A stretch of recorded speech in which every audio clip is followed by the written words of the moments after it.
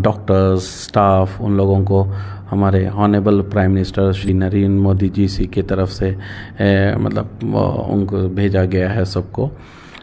ये सिर्फ बेसिकली इसका मोटिव ये है कि जो लोग कोविड में काम किए हैं, स्पेशली वैक्सीनेशन में कोविड को बचाने के लिए, उस प्रिकॉशन करने के लिए जो वैक्सीनेशन की जो मुहिम है उसमें हम अच्छे खासे हर डिपार्टमेंट आगे बढ़ चढ़ के काम कर रहा है। इसीलिए अप्रिशिएशन के लिए, उनकी हौसला अफजाई के लिए ये लेटर हर डॉक्टर्स को मैंने तकरीबन जो भी वैक्सीनेशन में इन्वॉल्व है उनको मिला है।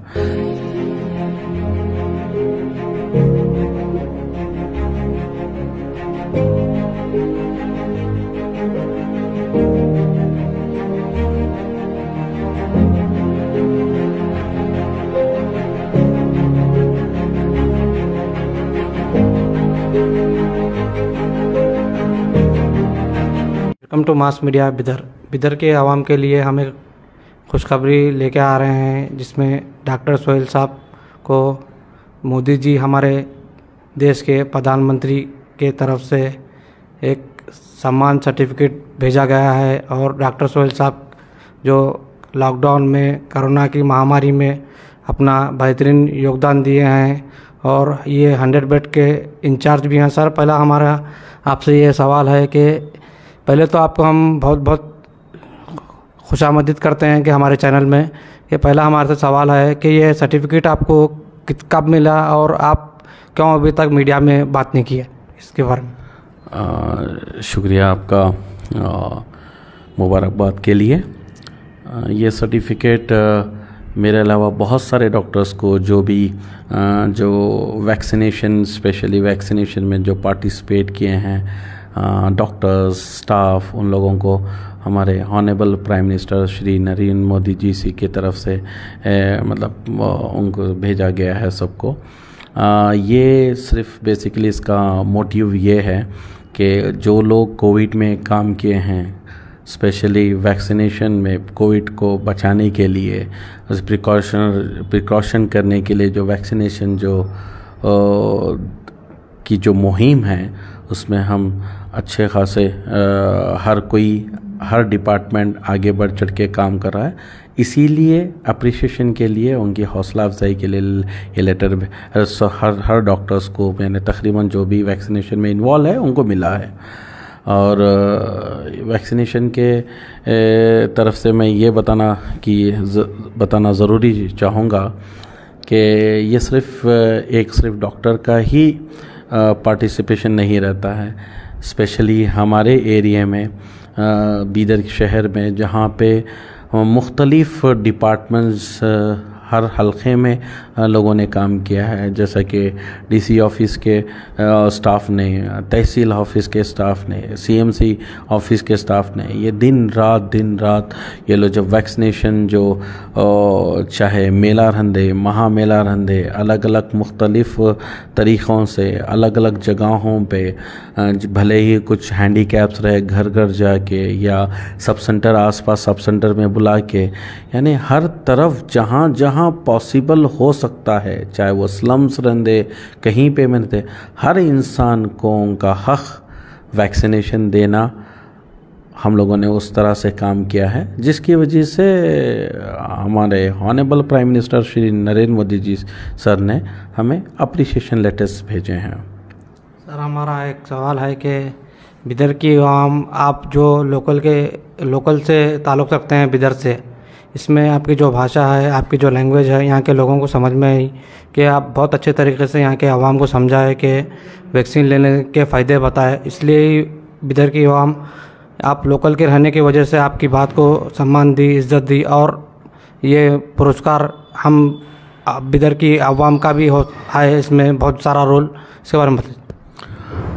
बहुत बेशक शुक्रिया आपका इज़्ज़त अफजाई के लिए। वैसे तो हर स्टाफ का, हर डॉक्टर का फ़र्ज़ ये बनता है कि हम जहाँ जो एरिया में रहते हैं उनके लोकल लैंग्वेजेस को, हमारे मतलब राष्ट्रीय भाषा प्लस हमारे राज्य भाषा सबको लेते हुए, साथ लेते हुए लोकल को जो आसानी से समझ सके उनके लैंग्वेज में समझा के, बेसिकली हमारा टारगेट यही होता था कि उनको ये फैसिलिटी से महरूम ना हो, ये जो वैक्सीनेशन की जो फैसिलिटीज़ थी उस चीज़ से महरूम ना हो। इसलिए हम उनको उसके फ़ायदे बता के हर तरह से उनको किस तरह से बेनिफिट हो सकता था वैक्सीनेशन का समझाया, और तकरीबन लोगों ने भरपूर उसका साथ दिया और वैक्सीनेशन को बहुत ही सक्सेसफुल एक मुहिम बनाई इसको। मतलब ये वैक्सीनेशन जो प्रोग्राम था उसको बहुत अच्छी तरह से सक्सेसफुल बनाया। ये बेशक पूरे स्टाफ के साथ साथ लोगों का बहुत बड़ा साथ है जिसके अंदर उन्होंने कोऑपरेट किया। वो जब एक बार समझाने के बाद वो चीज़ को आसानी से समझ के, और लोगों ने पूरी तरह से कोऑपरेट किया। खाली वैक्सीनेशन में बोल के नहीं, बेशक लॉकडाउन में जब इनिशियल फर्स्ट फेज़ आया था, सेकेंड फेज़ आया था, जब वैक्सीन बहुत सारे बेड्स की अवेलेबिलिटी नहीं थी, तब भी ने बहुत सब्र के साथ लोगों ने जितने हो सके फैसिलिटीज़ को यूटिलाइज़ करते हुए उसका पूरा फ़ायदा उठाया लोगों ने। लोग जब वैक्सीन से डर रहे थे 3 साल में डेथ हो जाती बोल के, जब आप लोगों को कैसा बताया कि सर तो वैक्सीन देखिए ये डिफिकल्टी पेश आ रही थी आपको उस टाइम? ये वैक्सीनेशंस कौन सा भी वैक्सीनेशन नंद है, वैक्सीनेशन का मीनिंग ये होता है कि फ्यूचर के बड़े प्रॉब्लम्स को हम बचाना। जैसा हम बच्चों में वैक्सीनेशन देते हैं, अपने जो 6 मेजर डिजीज़ जो होते हैं छोटे बच्चों में, जैसे डिप्थेरिया, पर्टोसिस, टेटनस, फिर तुम्हारे मिजल्स, ट्यूबरक्लोसिस, ये सब, पोलियो, ये सब चीज़ें जो होते हैं ये जानलेवा बीमारियों की वजह से हम बच्चों को जैसा वैक्सीनेशन देते हैं, ऐसे अलग अलग बीमारियों के लिए वैक्सीनेशन आते रहते हैं। और वो वैक्सीनेशन हम बेसिकली उनके बचने के लिए वैक्सीनेशन देते हैं। तो कौन सा भी अच्छा काम रहते, कुछ लोग मिसगाइड हो जाते हैं, मतलब उनको गलत फहमियाँ पाल के हर चीज़ों से कौन सा भी अच्छा काम नहीं थे, कहीं ना कहीं थोड़े बहुत हर्डल्स आ जाते हैं।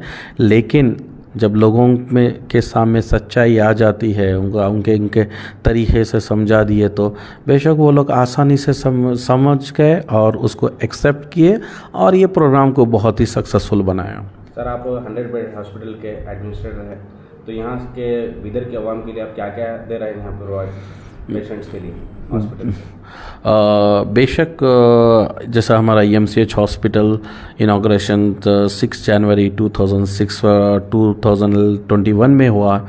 उसके बाद इस हॉस्पिटल को हम लोग सेकेंड वेव में स्पेशली कोविड हॉस्पिटल कन्वर्ट करके 243 पेशेंट्स को हम लोगों ने यहाँ पे ट्रीट किया, जिसके अंदर मॉर्टेलिटी ये बहुत ही कम है।